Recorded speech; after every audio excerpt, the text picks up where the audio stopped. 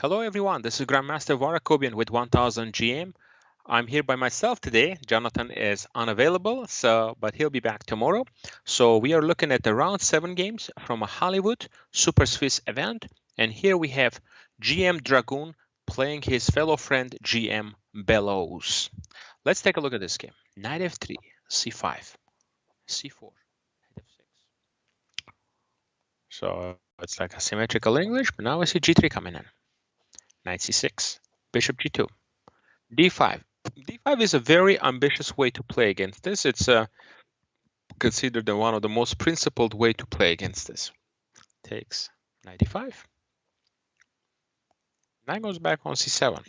The knight is actually quite well placed on c7, and now black is trying to play the move e5 here to get a big control of the center. e5. Trying to get the center, e3 plate. And these two grandmasters, I guess they're very close friends. So oftentimes when they're playing each other, the games end in a draw here. But we can analyze it a little bit further. They agree to a draw here. But for example, the game normally continues like this. The game ended in a draw here, but bishop e7. And here you have a few different ways you can play. You can play bishop e3. For example, you can play knight d2. The point of knight d2, you actually on c4. So castles, knight c4. And now you're threatening to win a pawn. Bishop takes c6, pawn takes c6, knight e5. For example, if you're not paying attention, tooks, and you lose your central pawn. So black normally will respond with the move like f6 here. And here is a very important idea here. You have to play the move f4 because you need to try to put pressure on e5. And if he captures, you take back with the bishop.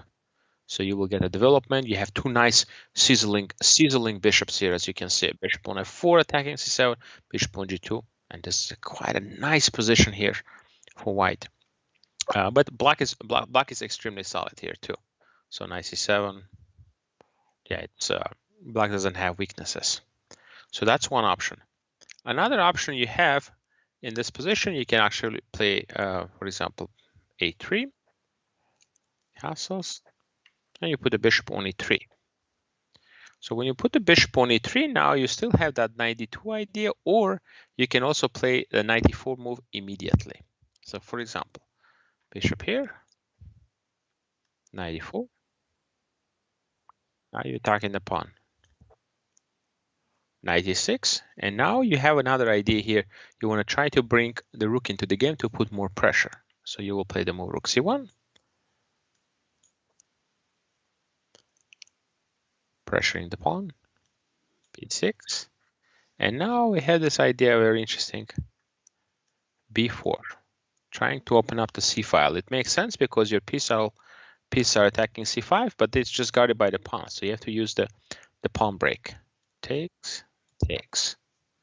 Now, if knight takes, then there's a problem. Knight takes c5, and white is doing really, really well. If he takes back with the bishop,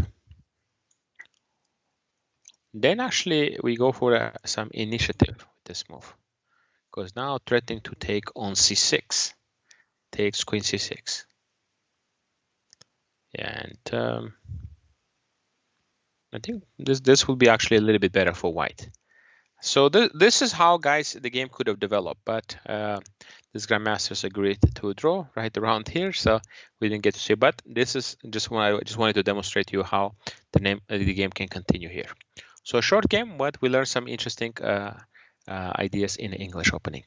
Thank you everybody for watching, and we'll be back with the following games. See you soon.